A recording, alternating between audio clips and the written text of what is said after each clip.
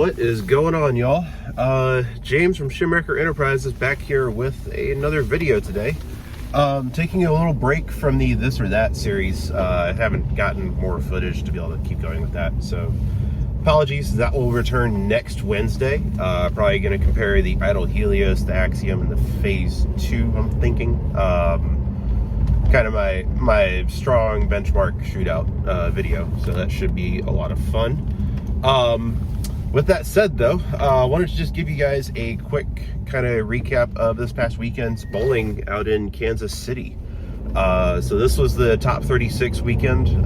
Basically, they run a points list throughout the entire year, and it's an invitational only singles event for the first 36 people on the points list. I ended up at 41 this year, so I barely missed the cut, but because there are a few other people that weren't able to make it, I actually got an invitation. So that was actually one of my bigger goals of bowling for 2021, was to make that top 36 tournament.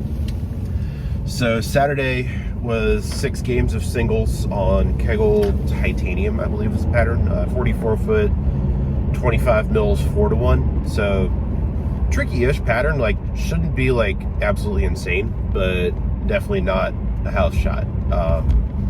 Ended up going plus 113 for 6. Let's see what my games like: 2-0, 230, 2-teen, 250, 2-teen, 2-teen, or something like that. It was a really solid block, honestly. I felt like I threw it really well. I had 3 pocket 710s on a strike or a double, which is a hit that I do deal with a lot more on twister pins, which the place where bowling has twisters.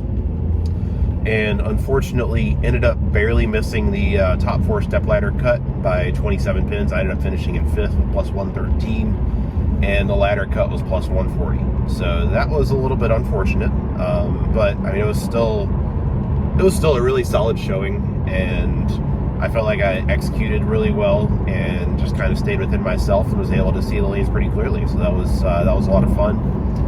And then on Sunday, 8 games of doubles. I bowled with Riley Patton, aka Swift Cookies, on the YouTubes. He's the two-hander who does the motive videos for the Bowling Fix, which is a really good channel. Very highly recommend y'all check them out as well. So Riley and I bowled doubles for a lot of these events together, and we actually had a really solid day, although it didn't really feel like it in the moment. We were on Kegel Lithium, which is 44 feet, about the same volume as Titanium, but it was a higher ratio, so it was like 9.3 to 1 or something like that, so it was basically a house shot. And I ended up going, let's see, Riley went plus 189, I think. Pretty consistent all day for him. Just kind of chunking away. I don't think he had a game under 190 all day. And just kind of chunking away, managed to keep the bad games out of play and find the good games when he could. Mine was a little more of a roller coaster. I was even after 4, or no, I was plus 15 after 4, and ended up finishing a plus 113, mainly because I shot 269 game 8. So that was kind of saved at the bell, essentially, was kind of how it felt for me. The picture was not very clear on the fresh, to be honest. I was felt like I was stuck between a few different balls for the first 3 games or so, and never really settled in to find something consistent. Once I did, I ended up using the Hustle Camo for about 3 games on Titanium on the house shot, but kind of settled in, found something, and was able to put together some strings and put up some good numbers as a result of that. So that felt pretty good to be able to do that. So ended up finished 5th in singles, and then Riley and I finished 4th in doubles, which honestly felt like a really, really solid result. Like I said, the scores were not super high on the house shot, which did kind of surprise me a little bit, but it was a lot of fun. A couple solid results, and almost paid for the entire trip with bowling money. So I'll take that any day of the week. The other piece of the puzzle, I'm still kind of processing this and trying to figure out exactly what it is going to look like for my own game. But I pretty much used ASIMs the entire weekend.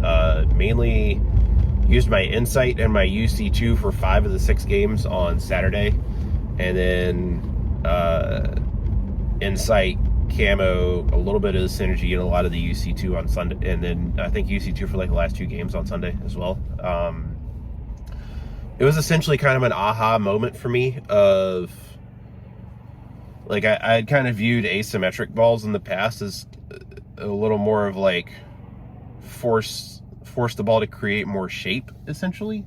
But this was kind of a change of kind of how I approached using them, where I was using the asymmetric cores in the UC2 and the Insight to actually control my directional change a little bit more, so I could roll it at the spot, have more confidence that it would definitely pick up at the right spot every time.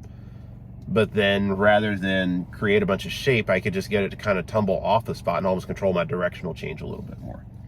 So that was a little bit of a kind of transition, I guess, for lack of a better term, in how I perceive those. And I'm still I'm still processing like what that's going to look like exactly in terms of what that means for my bag going forwards. But it was actually a lot of fun. Just kind of having that aha moment and then being able to apply it in the moment was actually pretty cool. So I've got a Rubicon on the way. I decided to order another original Rubicon. I think it gets delivered today. And I've got an Altered Reality on pre-order. Who knows? One or both of those might show up in the This or That series. I am honestly not sure. I can pretty much guarantee you that the UC2 will, though. That ball is pretty special, and I've been able to use that quite a bit since I drilled it about a week and a half ago, I think.